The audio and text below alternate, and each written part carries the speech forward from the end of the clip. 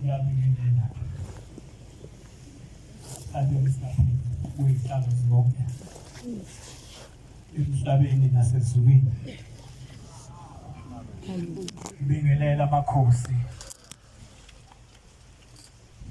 bingelela uNkulunkulu,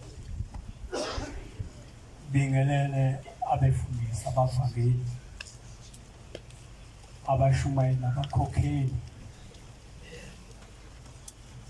nehamende engcwele emhlabeni nasezulwini.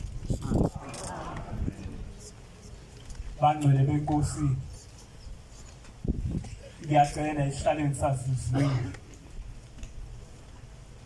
ushembe ongcwele uNkulunkulu wethu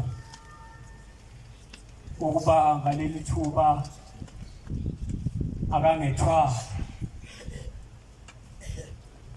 angiqondise endleleni okufanele ngihambe emsebenzini wakhe asengithese wona. Lifikile izwi izolo emva kwenkonzo yesandulelo yeSabata, lafika izwi wathi baba ngizomphathela umsebenzi. Baqinisile abaningi uma bethi abalali uma suwewezwa ukuthi uphatha umsebenzi wasezulwini. Nami bakwethu ngilale obenyoni ngoba ngingazi ukuthi ngizokhuluma ngithini ngingane phambi kobaba, phambi kwabantu abadala. Kodwa ngiyacela ukuthi ubaba unyazi lwezulu asondeze amakhehla nezalukazi zabo ukuthi basondele bangiphase nami ngingakhuluma okuthandwa yimina, kodwa ehlisela amazwi akhe, ngoba laba bantu abalapha abazileki kodwa beze kuwe Nkosi. Nami ngingane encane ngiyayinxusela kwabasezulwini ukuthi uma ngiphaphalaza baba uyobona ukuthi ubunike usana olukhasele eziko. Njoba ngime lapha ngiseziko, uma usondela ingane liyashisa iziko. Ngiyacela kodwa ukuthi ungiphase kuzobe sekugcineni. Bangilungisele isihlabelelo 159 engizocela ukuthi baba nami ngithimule uma ngizongena endabeni yakho baba.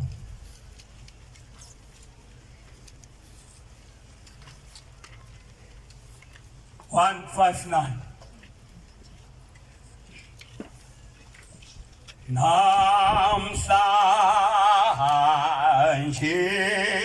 na awuliswa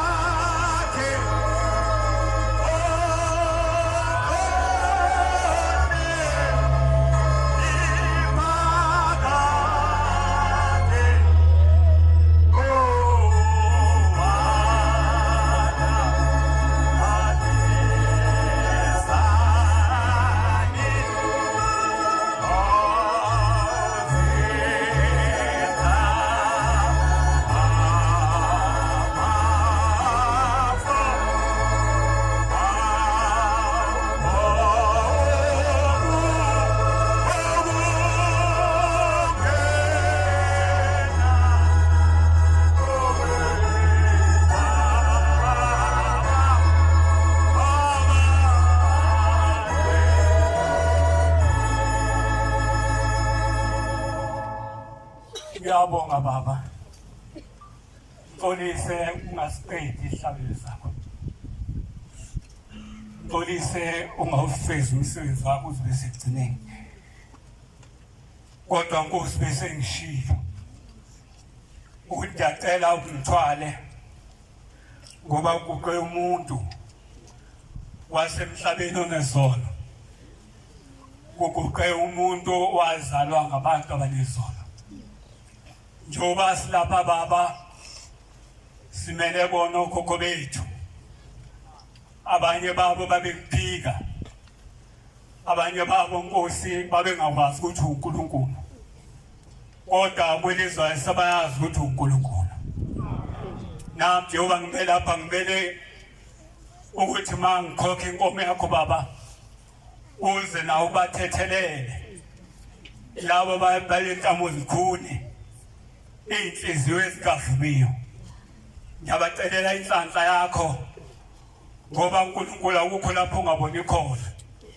Ubona ekusitheleni. Kodwa lapho indaba ikhona ngiyacela baba kumthandazo ngingakangeni entshumayeleni ongithumela kubantwana bakho. Uthi namhlanje baba belimebeza solo kuliqalile izwi lakho umfundisi wakho ubaba uMbhele. Uthi sidlo sizongena namhlanje ebusuku. Leli lizwe esikulo baba lali intandane kakhulu. Leli lizwe baba wawunganyatheli kulona. Kodwa wawudlula ngendlela ulibambise eRhodesia. La khona namhlanje kuthiwa iZimbabwe. Kodwa awufika phakathi kwamadoda. Kodwa engithanda ukuthi ngikukhumbuze ngomthandazo wami ubheke kuwe baba. Uthi ukhumbula abagcotshwa balelizwe. Ukhumbula abafundisi, ukhumbula abavangeli, ukhumbula abashumela, ukhumbula abakhokheli. Ukhumbule nehamenti yakho asebandulela kweliphakade. Asebehleli nawo lapho ukhona. Njengoba ngikhuluma ngesidlo ngiyabacelela Nkosi ukuthi nabo uma sibaya kulo busuku namhlanje nabo baze bangene. Ungakhohlwa umshumayeli wakho baba. Ungashumayeli umanqele. Lo mvangeli wakho umyeza baba. Sagijima nalezi insizwa. Wazi wahamba umanqele eshingane eswini.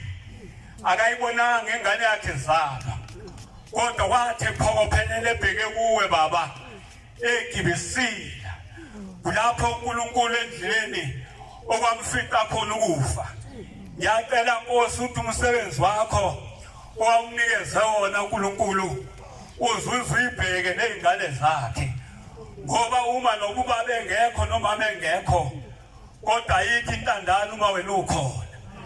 Manje ngiyacela Nkosi ukuthi ngihambe kancane okwefunda makhwela baba phambi kwakho. Ngingatshatshambi phambi kwakho. Kodwa ngehlele ngezansi ngikhulume kahle. Usoke ulimi lami. Ngikhulume into ezoziwa ngabantwana bakho kufanele bakufe.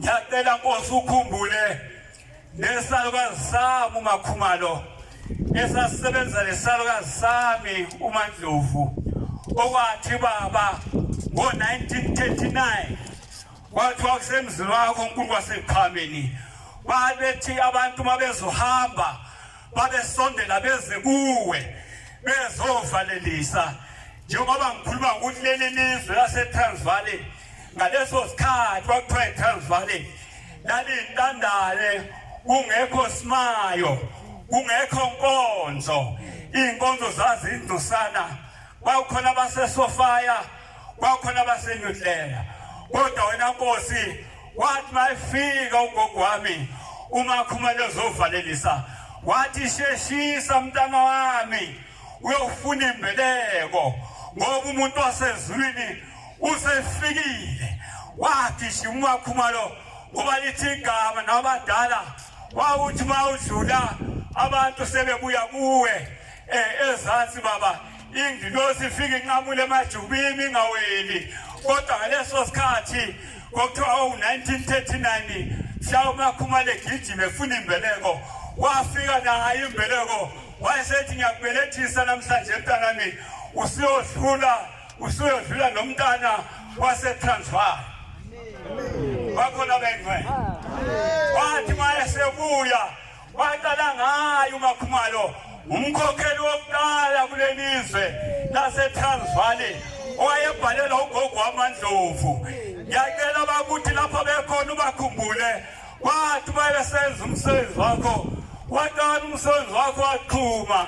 Ngiyakhumbula namakhehlo baba uMgabhi oJakobe babethi baba bayovalelisa bathi babeqala ukuzosebenza lapha eHauteni benza kuwe Nkosi uyinguqunguqu umhlaba yaphenduka ushengo wesibili bathi baba sengiyahamba ngiyogona emsebenzini wayesethi baba kuwe balayezela ohamba uyosonta lapho khona uMakhumalo ngoba ngakukhona iphunga ekanale eMajuba. Amen.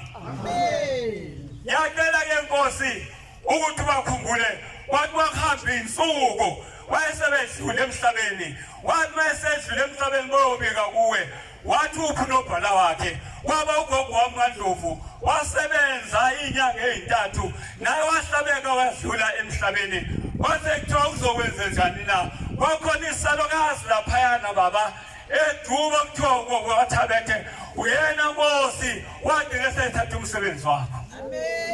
Washweza wakhula umsebenzi wakho kulelizwe ngoba abantu balelizwe eTransvaal namhlanje kuyiGauteng babethanda wena Nkosi noma bebethanda wena ngaziningi izinto zazenzeka Nkosi bengazi ukuthi bahamba noNkulunkulu kodwa ngiyathanda uNkulunkulu kusho njengoba ngiguqile ukuthi noma sizoni baba sithi siyasebenza kanti sesishayisile.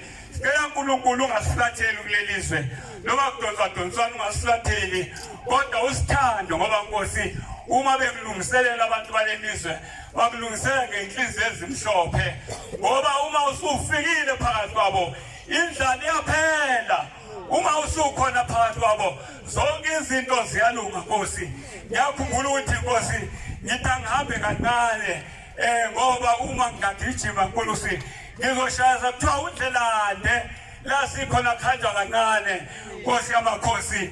Ngiyacela ukuthi ngisho ngithi kwathi Nkosi ngomhla ka-16 Juni kwaku-1962 lapha eBeyond Nkosi lapho wawufika khona ngithi wawudlula uphikelela amazweni uhambiswe namazwe uhambisa izwi lakho wathi uthola amadoda namakhosi lapha ekhosikazi lapha eBeyond wawuthukutele kakhulu wathi ngithi mangithi ngenza izinto bantu bami ngiyasebenza niyamphikisa.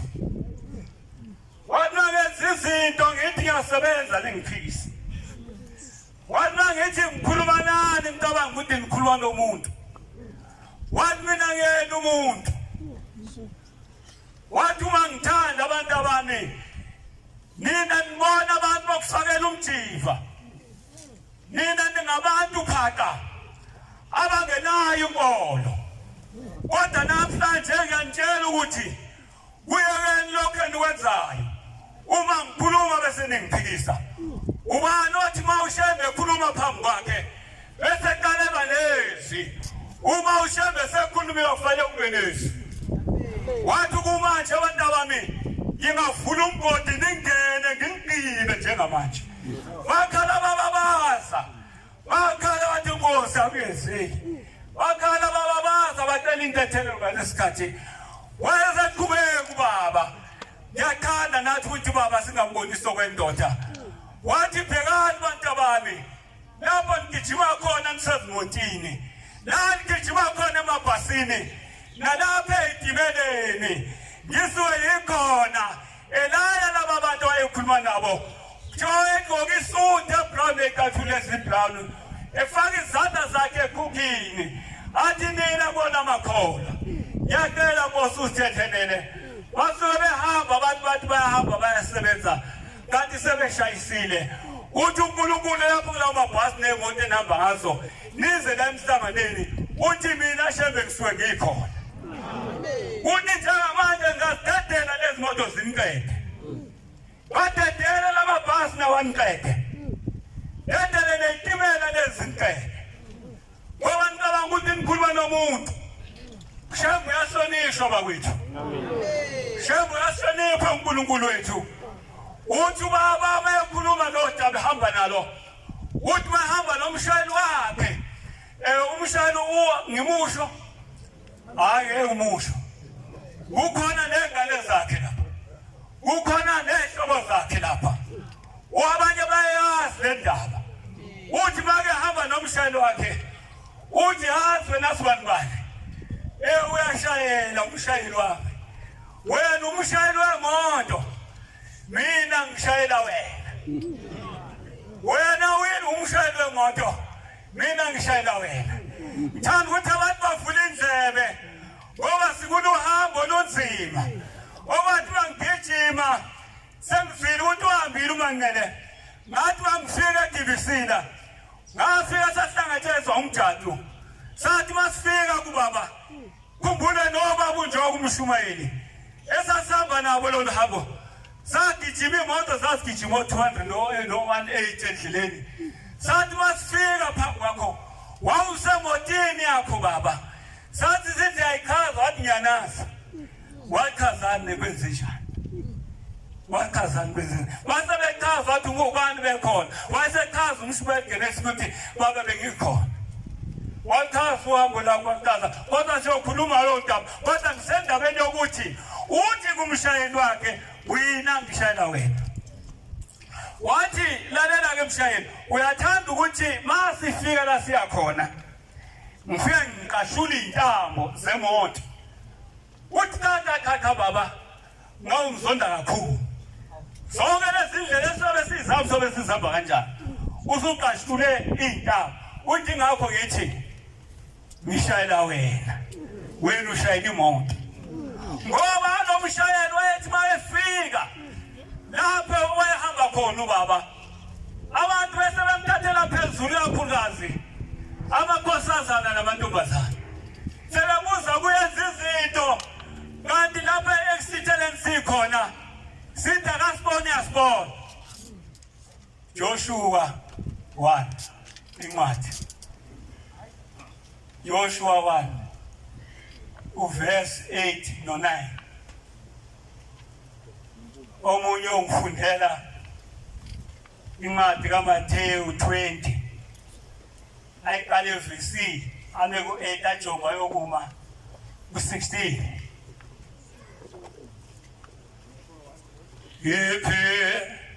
ngiphe baba ngiphe baba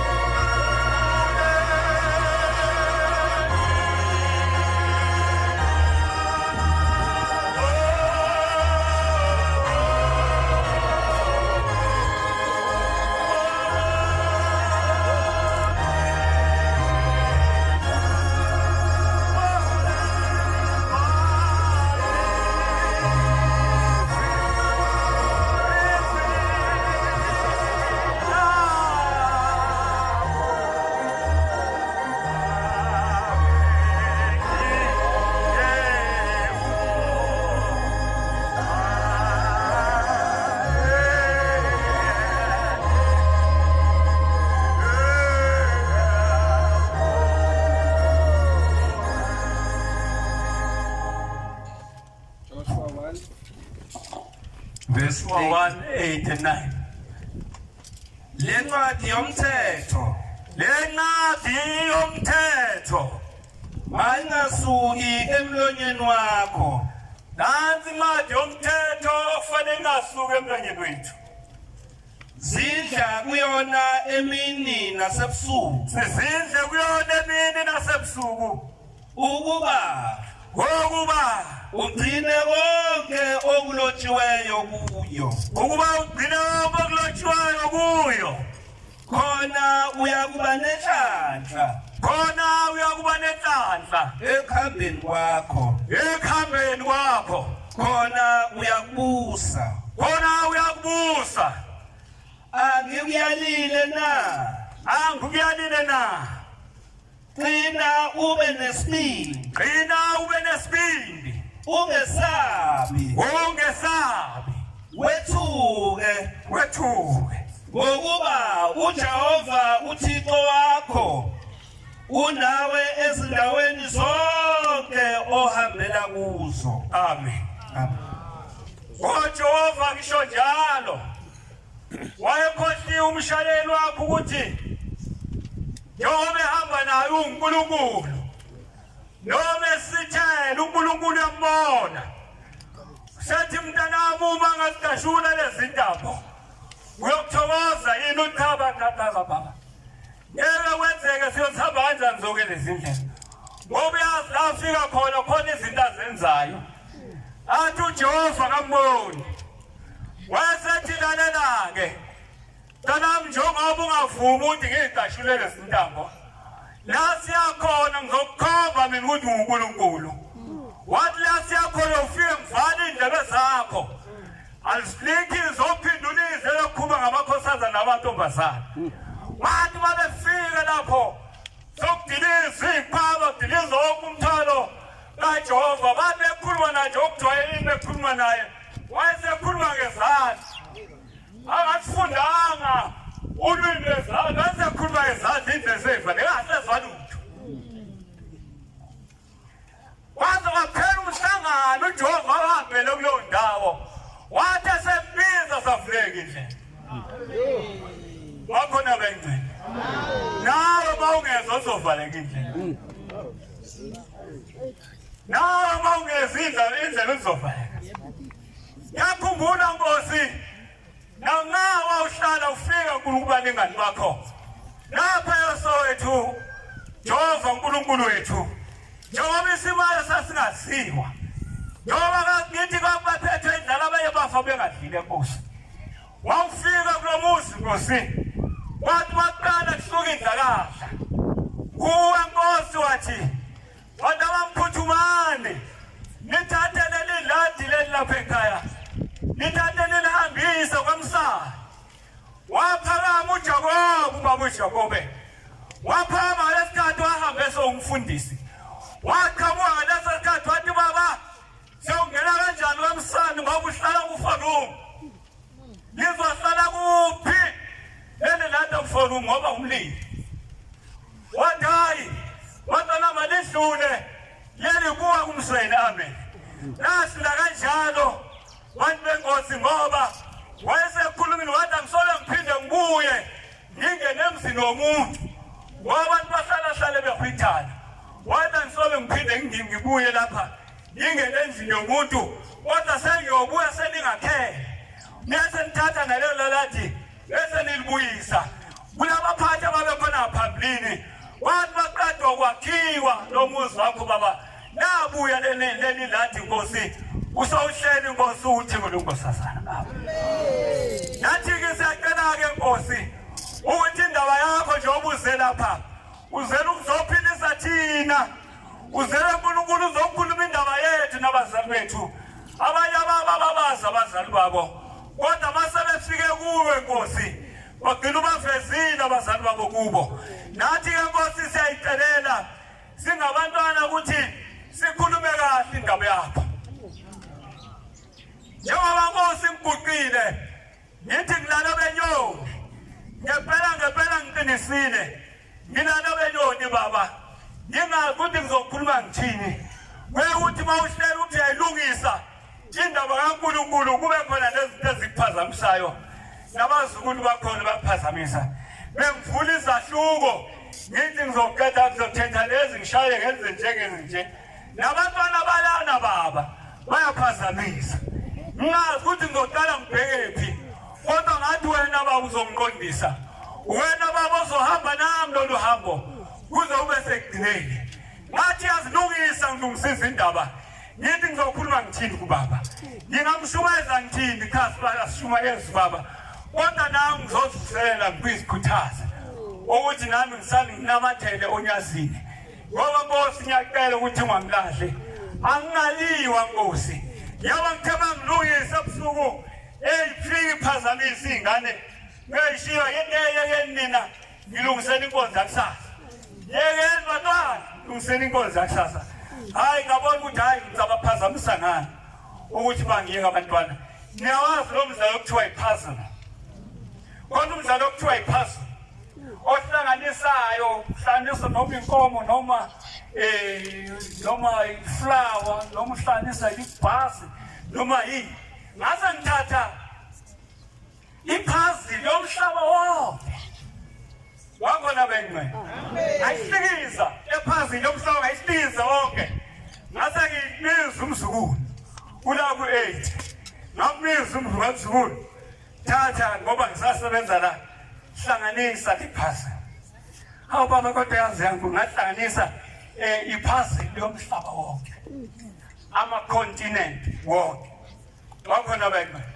wayithatha umntwana wahamba la ngitshela ukuthi uzothatha i-hour kodwa uthathe 5 minutes wakhona bengwe yithi uzothatha i-hour sihlanganisa ipuzzle umhlaba wonke lama continent hayi azomhluka kodwa bheka-ke umntwana ngoba unothando olungapheli noma ungamshaya ithando langapheli uyaza kuwe athi ba athi ma wakhona bengwe wabuya baba sengikhathini yibathi ngilibuka nokulinjalo nampela ethi ngathi wenze kanjani umntanami lento wathi baba cha ngemuva khona unyaso wakhona bengwe wathi ngibona ukuthi izomhlupha le ndaba yamacontinent angihlanganisa unyaso wakhona bengwe athi angihlanganisa unyaso mangihlanganisa unyazi lobo wonke umhlaba usuhlangene njengoba umhlaba wonke ushaya unyazo lezulu esewugoqa ngihlanganise unyazo kusho umntwana yama ngihlanganisa unyazo econtinent isihlangene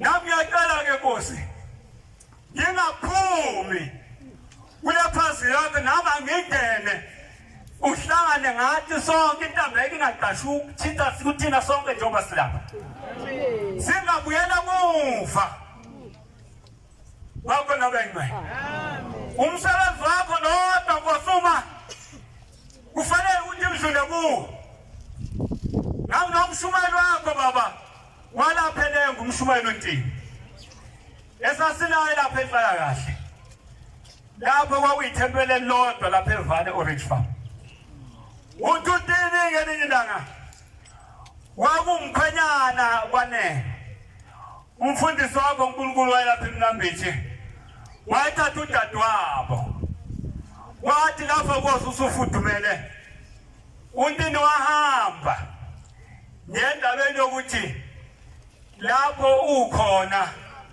noma usemgodini noma usemlilweni ushembo ukhona wathi makefika wawusuphuma Nkosi lapha phezulu lapha eParliament phezulu ungasehli Nkosi wathi ngaleso sikhathi yombika wayeyithwele sekunzima kakhulu ukuthi ababelethe wathi makefika kuwe baba kuyinyanga yezulu wathi bazocela ababelethisi unkosikazi wami uyithwele sokunzima kakhulu wathi kuye mntanami thina boshembe sobesikho yingakho ngithi bafowethu singayikhohlisi noma siyasebenza la sisebenza khona ushembe ulalele wathi thina boshembe sobesikhona wabo wathatha isibusiso sasa zimphathi inhlungu zithe zimphathi inhlungu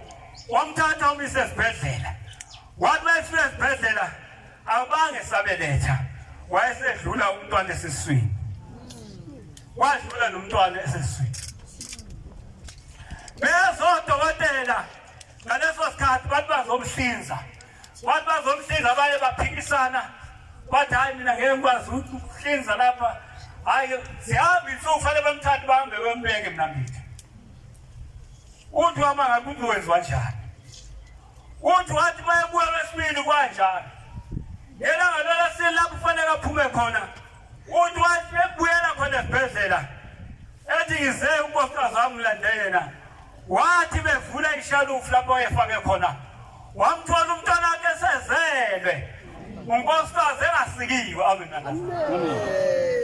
obushangu uthi ngizobe ngikhona wamthola esegoqiwe lapha kwakhe wahamba yombeka ingane yakhe hayi nonkosikazi wakhe ekhaya ngoba umlomo ngathethi imanga wonke wayekusho ubaba ethi ngiyobe ukhona ngempela waba khona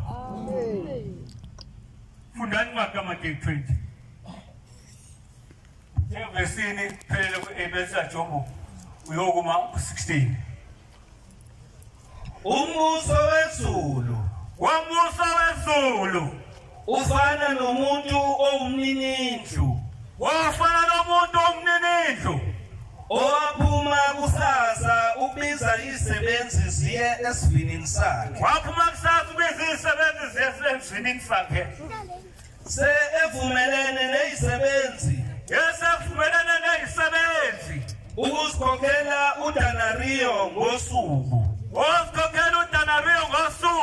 wazithuma esivinini sakhe verse 3 wabuya waphuma ngehora lesithathu yashiyana ikhathi uphuma ngelinye ihora ufuna izisebenzi wabona abanye bemi endaweni yokubuthana babona abanye endaweni yokubuthana bemi khona bengasebenzi lutho bengenawo umsebenzi bemile nje bengasebenzi verse 4 wathi kubo sethi kubo hambani nani niye esivinini yoninika okufaneleyo baya verse 5 wabuya waphuma ngehora lesithupha nelesishagalolunye wenza njalo verse 6 yebo waphuma nangehora leshumi nanye wafumana abanye bemi wathola nabanye bemi bengasebenzi lutho wathi kubo nimeleni lapha kusuku lonke ningasebenzi na verse 7 bathi kuye asitholwa muntu wathi kubo hambani nani niye esivinini niyakwamukela okufaneleyo sekuhlwile umnini isivini wathi encekwini yakhe biza izisebenzi usikhokhele imali yazo uqale kwabokuphela ugcine kwabokuqala 16 njalo abokuphela bayakuba abokuqala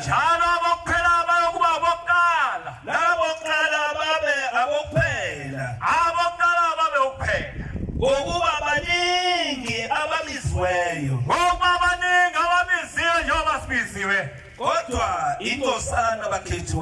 kodwa inkosana bakhethiweyo iningi kunjalo baba wasesivini kunjalo njengoba uhlele esihlalweni sakho wathi ngenye imini baba uqwele paradise lakho wathi uhafu wena angithanda uhafu wena ungithanda yisho njalo incwadi namhlanje abantu baneshumi leminyaka namashumi amahlanu abangeshoba bathatha amashumi amane bekule nkolo uNkulunkulu babizile esivinini sakho ukuthi bazosebenza kodwa babheke ukuthi uyakubakhokhela kakhulu kodwa kuwe Nkosi kunjalo bethi umuntu nofike namhlanje athola umvuzo ofana nalabo abaneminyaka amashumi amahlanu abanye bakhononda bathi Nkosi thina sifike kuqala kungani usilinganisa nalabo bantu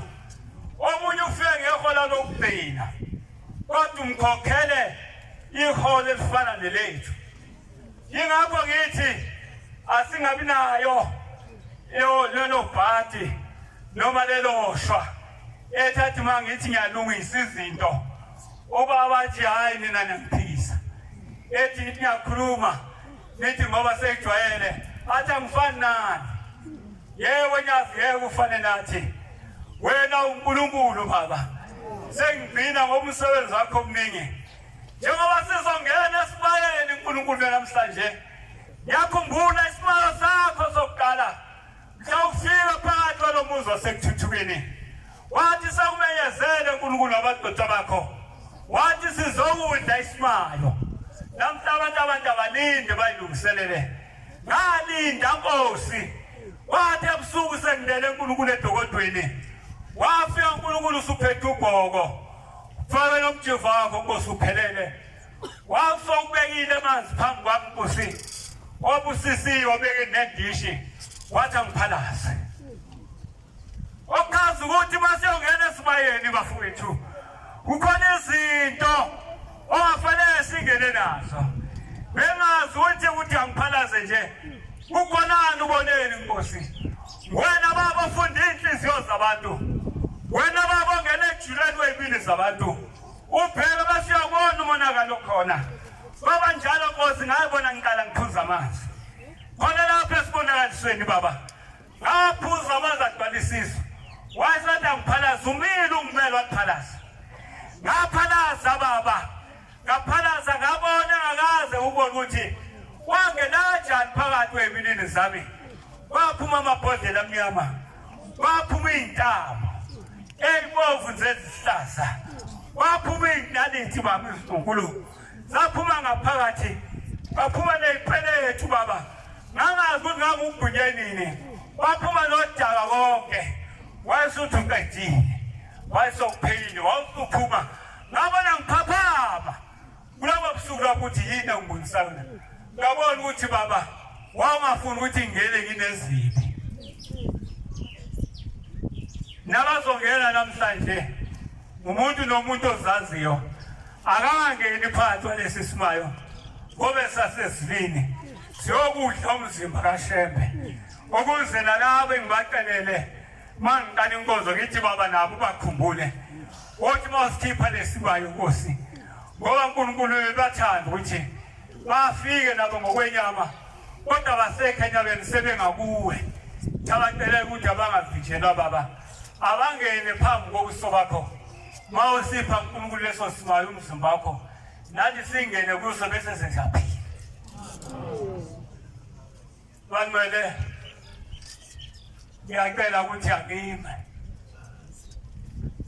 ngingawoni umsebenzi kaNkulunkulu omningi umsebenzi kaNkulunkulu ekhaya celela uNkulunkulu baba nokhokho bami kunene emakhehla nezalukazi ney'ngane babekwa kuphezulu ezadlule emhlabeni njengoba ngiguqile ngabe sina-33 indodana yami yokuqala uNkulunkulu wangipha yona yadlule emhlabeni noma ngiye ngithi uNkulunkulu wami wokuqala unakabuso wasemampehleni owahamba ebuncaneni bakhe ngoba thina uNkulunkulu njengoba ngiguqe lapha ngikhulanga kamnandi ngey'khathi lezi eziqala kwakuthi sisahlala lapha emzimhlophe lapha yana emadwaleni owafika wabiza ithempeli kaMshukalumthiyane wathi ukuphi labathi alithi igama waqalaza baba wathi kusedwaleni thempeli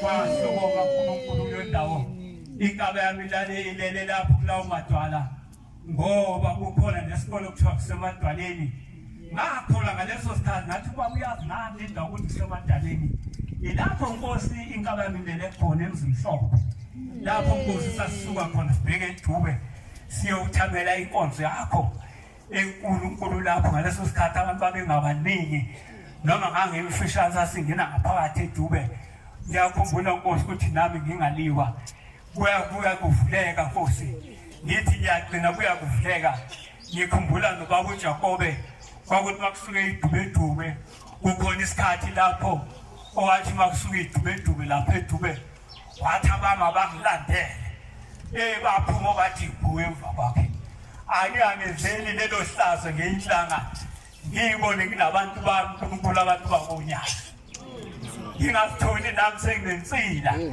yokuthi kuthe abantu bangabangilandi basho njalo ubaba uJakobe wathi abangabangilandi baphuma kwamlandeli ngiyacela noma kwakwenze mhlawumbe wathi kwenza into enhle ngiyacela nalapha khona baba umthethelele ngoba lelizwe lakithi eTransvaal balisebenzele ngiyacela uNkulunkulu isibekele zonke uNkulunkulu izona abantu uma bethi bayasenza phambi kwakho beyithola sebekhalakthele eKhisini ngiyacela nami Nkosi ukuthi njengoba sengibuyisela umsebenzi esandleni sakho baba ungikhumbulele ukhokho bami nezingane zami zigade umuzi kababa ngoba sebebona kangconywana kunami uNkulunkulu njengoba ngilapha emhlabeni Inkosi ibusisele ngisile